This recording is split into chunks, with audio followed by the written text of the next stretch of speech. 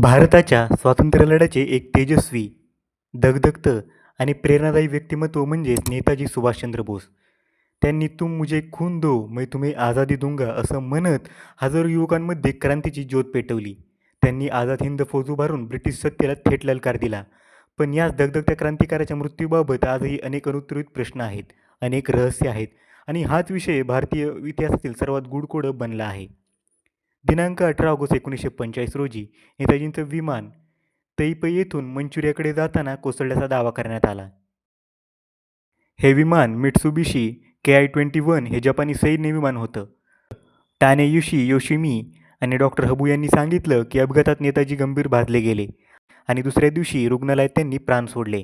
पण आश्चर्य म्हणजे या घटनेचे कोणतेही छायाचित्र, शवविच्छेदन अहवाल किंवा मृतदेहाचे ठोस पुरावे कधीही समोर आले नाहीत. नेताजींचा मृत्यू झाला हे मान्य करण्यासाठी भारत सरकारने पुढे 3 आयोग नेमले.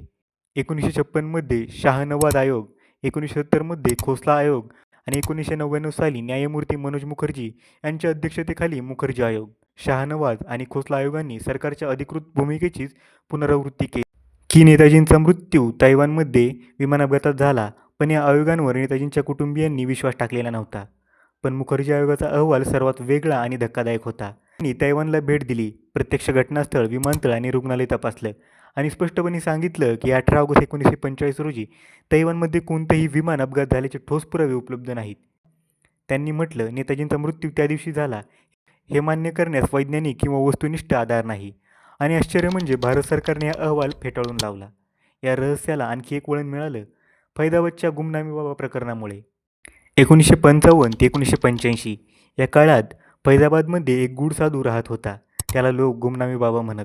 त्याच्याकडे नेताजींचे अनेक फोटो, आझाद हिंद फौजेची कागदपत्र, जपानी वस्तू, हस्ताक्षरातली पत्र सापडली. सीबीआयच्या अहवालात नमूद केलं आहे की त्याचं हस्ताक्षर नेताजींसारखंच होतं. त्यांच्या मृत्यूनंतरही DNA तपासणी केली गेली नाही आणि आजवर या बाबतीत कोणतीही अंतिम निष्पत्ती निघालेली नाही.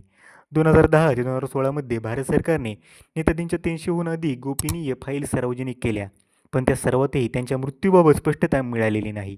काही फाईल्स अजूनही क्लासिफाय आहेत. हे सर्व पाहता एक गोष्ट लक्षात येते, नेताजींच्या मृत्यूच्या मागे केवळ अपघात नाही, तर एक खोल, योजनाबद्ध, रहस्यमय प्रक्रिया आहे. अनेक पुरावे, साक्षी, सरकारी अहवाल एकमेकांशी विसंगत आहेत. आज जग कितीही पुढे गेलं तरी नेताजींचा मृत्यू अजूनही भारतीय लोकांच्या मनात एक प्रश्नचिन्ह बनून राहिलेला आहे. त्यांची कथा अपूर्ण वाटते. ते खरंच 1945 मध्ये गेले का, की त्यांनी मिशन पूर्ण करण्यासाठी जाणीवपूर्वक स्वतःला मरण पावल्याचं भासवलं? इतिहास कधीही पूर्ण थांबत नाही. तो सतत प्रश्न विचारत राहतो. नेताजींच्या मृत्यूचे हे गूढ एक दिवस उलगडेल की नाही हे सांगता येणार नाही. पण तोपर्यंत त्यांची प्रेरणा, त्यांचं तेज आणि स्वातंत्र्याची ज्योत हे आपल्या मनात अखंड पेटती राहावी, हाच खरा आदरांजलीचा अर्थ ठरेल.